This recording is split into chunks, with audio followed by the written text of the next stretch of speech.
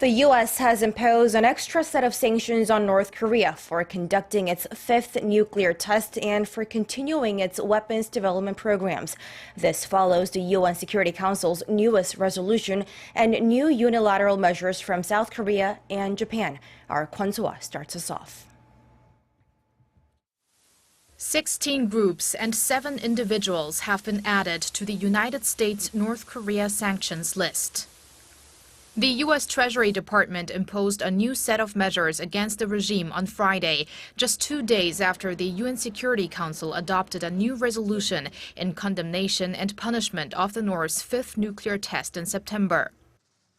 Air Koryo, North Korea's national flag carrier, has been put on the blacklist too for its links to providing the Kim Jong-un regime with materials for its weapons program, bringing it foreign currency.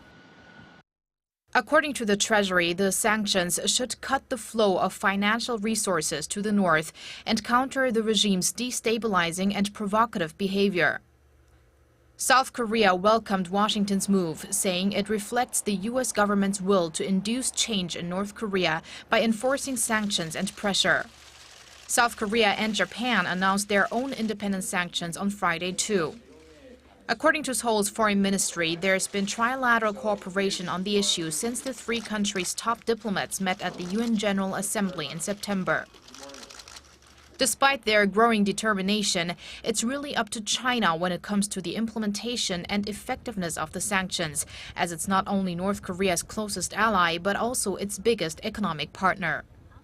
According to Daniel Russell, U.S. Assistant Secretary of State for East Asian and Pacific Affairs, Beijing is expected to follow through with the sanctions. But if it does not, Washington has the right to come up with punishments, such as sanctioning Chinese firms that use North Korean coal. A cap on North Korea's coal exports is a major restriction the UN Security Council included in its newest resolution. Kwon Soa, Arirang News.